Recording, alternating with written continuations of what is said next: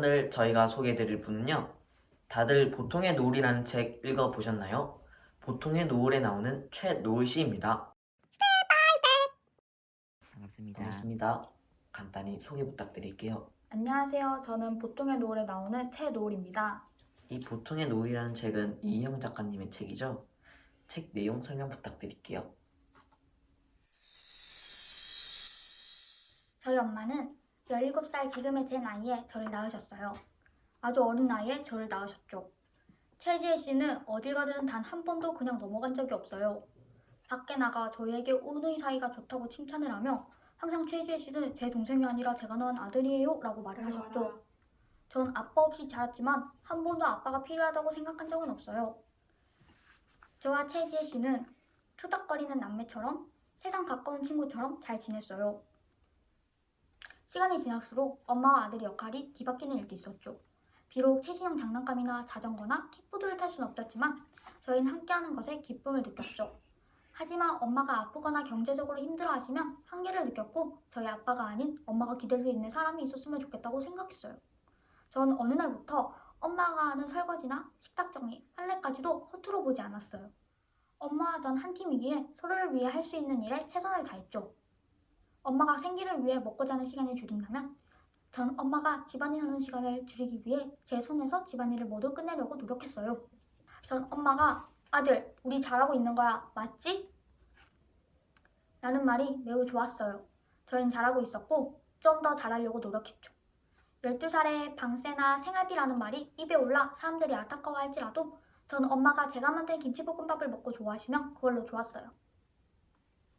앞에서 이야기하실 때 엄마를 최지혜 씨라고 말하시던데 이유가 뭔가요? 전 엄마가 저를 어린 나이에 낳으셨고 엄마라는 말보다 최지혜 씨라는 말이 더 어울린다고 생각해요. 아, 그러시군요. 정말 엄마가 친하신가 봐요. 전 중국집에서 알바를 해요. 제가 일하는 중국집은 다른 중국집과 다른 점이 하나 있어요. 저희 중국집은 배달을 하지 않죠. 하지만 이게 법을 어긴 일도 이상한 일도 아니잖아요. 하지만 이걸로 많은 사람들은 욕을 하죠. 거기 중국집에는 성아라는 저와 가장 친하다고 말할 수 있는 친구가 있어요. 그 친구는 중국집 아저씨 딸이죠. 사람들은 항상 성아와 저에게 말을 했어요. 우정이란 이름이 그럴싸한 연극은 깨질 거라고.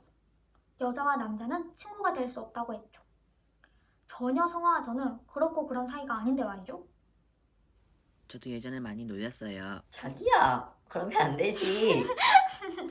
제가 살면서 가장 놀란 일이라고 할 수 있는 일이 하나 일어나요. 성아의 오빠가 저희 엄마를 좋아하는 일이죠. 전 항상 엄마가 버틸 수 있는 사람이 있으면 좋겠다고 생각했지만 너무 혼란스러웠어요. 너무 혼란스러우셨겠어요. 그래서 어떻게 했어요? 전 그 사실을 알게 되고 성아 이야기를 했죠. 성아는 오빠를 굉장히 좋아하고 오빠와 매우 친해요. 성아는 이미 알고 있더라고요. 자신의 오빠가 저희 엄마를 좋아한다는 것을. 성아는 저에게 말을 했어요. 자기 오빠가 군대를 빨리 갔다 오고 좋은 회사에 취직한 이유도 저희 엄마 때문이라고. 전 너무 놀랐어요. 어떻게, 왜 하필 또래 친구들도 아닌 자기 동생의 친구의 엄마를 좋아하는지 사람들이 얼마나 이상하게 보겠어요? 전 엄마가 평범한 상황을 만나기 바랬어요. 성아는 물었죠.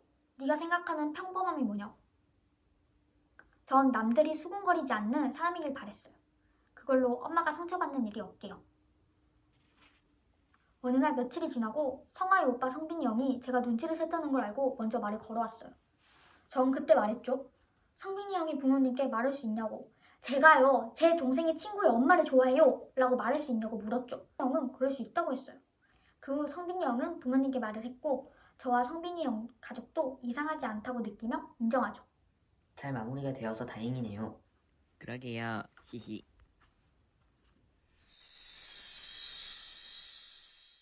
전 동우라는 학교 친구가 있어요. 저에게 동우는 저와 학교에서 가장 친한 친구죠. 동우는 알고 있어요. 제가 중국집에서 일을 한다는 것을. 그랬기에 저와 성아의 사이도 알았죠. 동우가 어느 날 갑자기 저에게 성아를 시켜달라고 했어요. 전 고민을 했죠. 성아는 저와 제일 친한 친구인데 정말 동우에게 소개시켜줘도 될까? 하지만 성빈이 형과 엄마와의 관계가 너무 혼란스러워 얼떨결에 소개를 시켜주게 돼요. 소개팅을 갔다 온 날 눈치 빠른 성아가 말을 해요. 동우가 나에게 관심을 가지는 건 아닌 것 같다고. 전 그 말을 듣고 너무 화가 났어요. 저와 가장 친한 친구를 관심 없는데 소개시켜달라고 한 동우에게 전 그 말을 듣고 화를 냈죠. 나랑 가장 친한 친구에게 어떻게 그럴 수가 있냐고. 동우는 제 생각과는 다른 이야기를 또 해줬어요. 사실은 성화가 아니라 저에게 관심이 있대요. 자기가 처음에 왜 저를 보면 가슴이 뛰는지 몰라서 논문이나 기사, 신문을 찾아봤대요. 하지만 아무리 부정하려고 해도 부정할 수가 없었대요. 동우는 저를 좋아한대요. 저는 그 말을 듣고 놀랬지만